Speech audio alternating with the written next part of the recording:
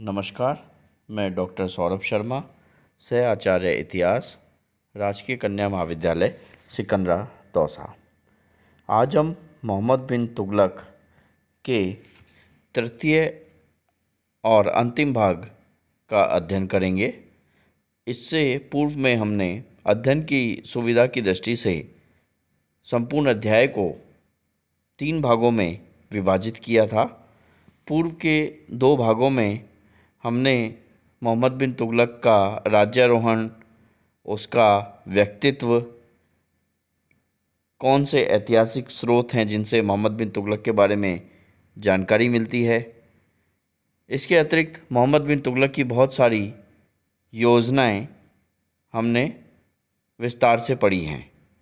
जैसे कुछ योजनाओं में दोआब में कर वृद्धि का प्रयोग, राजधानी परिवर्तन, सांकेतिक मुद्रा का प्रचलन आदि बहुत सारी योजनाओं को हमने विस्तार से देखने का प्रयास किया है। इसी क्रम में आज हम युद्ध संबंधी योजनाओं के बारे में विस्तार से चर्चा करेंगे कि कौन कौन सी योजनाएं नवीन क्षेत्रों को हस्तगत करने के लिए या युद्ध में विजय प्राप्त करने के लिए मोहम्मद बिन तुगलक के द्वारा बनाई गई और किस प्रकार उनको क्रियान्वित करने का प्रयास किया गया और उनमें उसे किस सीमा तक सफलता प्राप्त हुई, उसके बारे में हम विस्तार से चर्चा करेंगे। सबसे प्रथम और प्रमुख योजना जो युद्ध संबंधी योजना है, उसमें मोहम्मद बिन तुगलक के द्वारा खुरासान एवं इराक विजय की योजना बनाई गई। मोहम्मद बिन तुगलक वस्तुतः खुरासान क्षेत्र की राजनीतिक अस्थिरता का लाभ उठाना चाहता था। इसी दृष्टि से उसने खुरासान और इराक विजय की योजना बनाई और इस योजना की क्रियान्विति के लिए 3,70,000 सैनिकों को भर्ती भी कर लिया और उन्हें 1 महीने का अग्रिम वेतन यानी एडवांस भी प्रदान कर दिया और एक विशाल सेना बनाने का प्रयास किया। खुरासान में इस समय राजा अनुसईद शासन कर रहा था, जिसकी शासन के समय खुरासान प्रदेश में अव्यवस्थित या अव्यवस्था का आलम था। इस योजना को क्रियान्वित करने में या कार्य रूप देने में चगताई शासक तरमशीन खां तथा मिस्र के सुल्तान ने भी आश्वासन दिया कि वे युद्ध के समय मोहम्मद बिन तुगलक का सहयोग करेंगे। हालांकि उनके दोनों के अपने रुचियां थी कि वो पतनशील जो ये फारसी साम्राज्य था, जो पतन के कगार पर खड़ा था, उसकी पूर्वी और पश्चिमी सीमा पर अपना अधिकार स्थापित करना चाहते थे। तो वे स्वयं के हितों की दृष्टि से सहयोग के लिए तैयार थे कि वो मोहम्मद बिन तुगलक का सहयोग करेंगे और उन्होंने इस तरह का प्रस्ताव तुगलक को दे रखा था। लेकिन भौगोलिक तथा यातायात संबंधी कठिनाइयों के कारण इस योजना को क्रियान्वित करना आसान नहीं था। यह योजना असफल हुई, पूर्व की योजनाओं के समान ही, क्योंकि हिंदू कुश तथा हिमालय की जो घाटियाँ थी उसमें एक इतनी विशाल सेना को ले जाना और इतने दूर के प्रदेश में सैनिकों के लिए खाद्य पदार्थ की व्यवस्था करना, उनके लिए अन्न वगैरह जुटाना और अन्य वस्तुओं जिनकी दैनिक जीवन में आवश्यकता होती है उनका प्रबंध करना आसान नहीं था।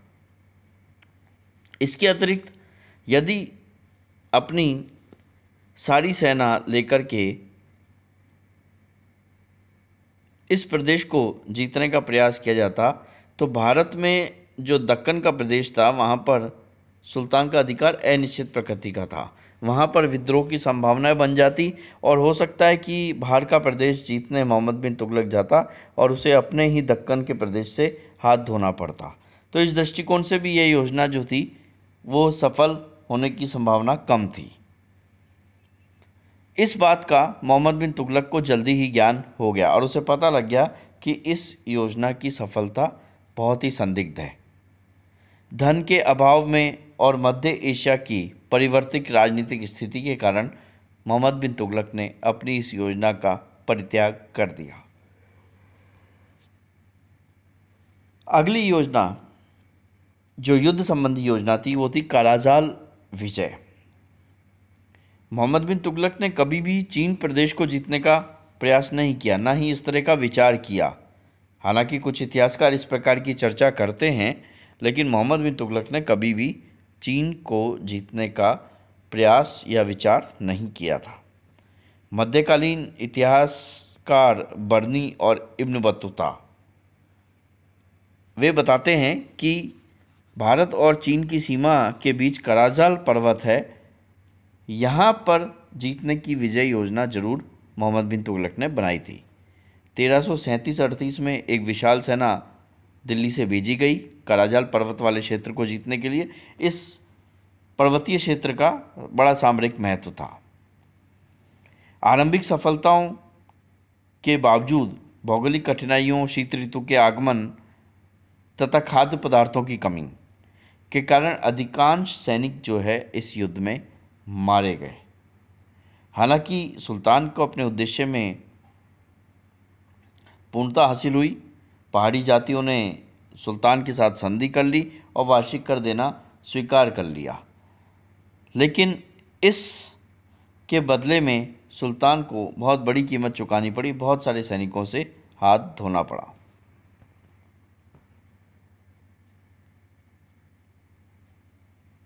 इसी प्रकार नागरकोट की विजय का भी एक अभियान मोहम्मद बिन तुगलक के द्वारा बनाया गया। पंजाब के कांगड़ा जिले में एक पहाड़ी पर स्थित है नागरकोट का दुर्ग, जहाँ महमूद गजनवी के समय से ही तुर्क सेनाओं को चुनौती देता आया है। 1337 ईस्वी में मोहम्मद बिन तुगलक ने उस पर आक्रमण किया। वहाँ के तत्कालीन शासक ने वीरतापूर्वक संघर्ष भी किया, लेकिन अंततः उसे आत्मसमर्पण करना पड़ा और नगरकोट पर मोहम्मद बिन तुगलक का अधिकार हो गया। चीन से संबंध। 1341 ईस्वी में चीन का सम्राट तोगन तिमूर ने अपना एक राजदूत दिल्ली में मोहम्मद तुगलक के दरबार में भेजा और उसका यह प्रस्ताव लेकर के राजदूत आया कि हिमालय प्रदेश के बहुत सारे बौद्ध मंदिरों का जीर्णोद्धार चीन का सम्राट करवाना चाहता है। इस संबंध में मोहम्मद बिन तुगलक के द्वारा यह उत्तर दिया गया कि इस्लामी कानून के अनुसार बिना जजिया दिए मंदिरों के पुनर्निर्माण की आज्ञा नहीं दी जा सकती है। जजिया कर, जैसा कि हम जानते हैं कि गैर मुस्लिमों से वसूल किया जाता था। इसी जजिया कर के लिए आदेश दिया मोहम्मद बिन तुगलक ने कि जजिया कर देकर ही मंदिरों का निर्माण करना संभव है। दिल्ली के सुल्तान मोहम्मद बिन तुगलक ने भी अपना राजदूत चीन के दरबार में भेजा था। इब्न बतूता को चीन के दरबार में, मंगोल सम्राट के दरबार में राजदूत बना करके भेजा गया। मंगोल आक्रमण। 1328-29 ईस्वी में मंगोल नेता तरमाशिरी एक शक्तिशाली सेना लेकर मुल्तान तथा लाहौर होता हुआ दिल्ली तक पहुंच गया था। फरिश्ता नामक इतिहासकार ने ये बताया है कि सुल्तान ने मंगोलों को घूस देकर लौटा दिया था, यानी रिश्वत देकर के उसको वापस भेज दिया था, उन्हें कुछ भेंट वगैरह दे दी थी। जबकि यहिया बिन अहमद सरिंदी तथा बंदायूनी जैसे इतिहासकारों का कहना है कि तुगलक ने उसे पराजित करके अपने देश के बाहर भेज दिया था। तो वास्तविकता का अंदाज़ा इसमें नहीं है, लेकिन यहिया बिन अहमद सरिंदी और बंदायू इन्हीं का जो कहना है कि तुगलक ने पराजित करके देश के बाहर भेज दिया था, वो सही प्रतीत होता है। सुल्तान के विरुद्ध विद्रोह। सुल्तान ने बहुत सारी योजनाएं लागू करने का प्रयास किया, जिसको बारे में हमने पढ़ा है।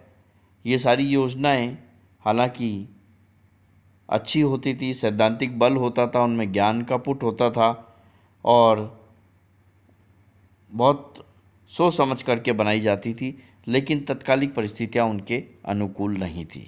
इस कारण ये सारी योजनाएं असफल हुई और इन योजनाओं की असफलता से असंतोष हुआ और विभिन्न स्थानों पर विद्रोह का तांता लग गया।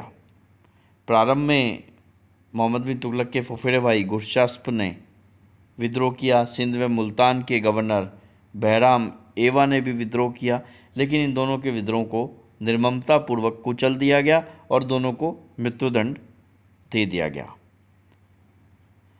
अपने अंतिम समय में भी एक ही समय में विभिन्न क्षेत्रों में विद्रोह हो रहे थे और सुल्तान इन विद्रोहों को दबाने में ही लगा रहा, इन विद्रोहों के दमन में ही लगा रहा। दक्षिण भारत में विजयनगर और बहमीनी साम्राज्य की स्थापना इसी के शासनकाल में हुई थी। ये ध्यान रखे जाने योग्य बात है कि विभिन्न परीक्षाओं में इससे संबंधित वस्तुनिष्ठ प्रश्न पूछ लिया जाता है कि विजयनगर और बहमीनी साम्राज्य की स्थापना दिल्ली सल्तनत के किस सुल्तान के शासनकाल में हुई थी।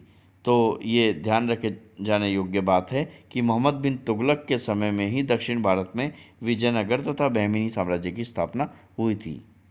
बंगाल ने स्वतंत्रता की घोषणा कर दी थी और मृत्यु के समय सिंध प्रदेश भी हाथ से निकलता जा रहा था और सिंध में ही विद्रोहियों का पीछा करते समय 1351 ईस्वी में मोहम्मद बिन तुगलक की मृत्यु हो गई।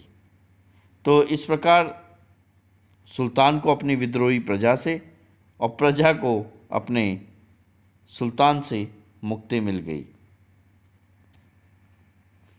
धन्यवाद।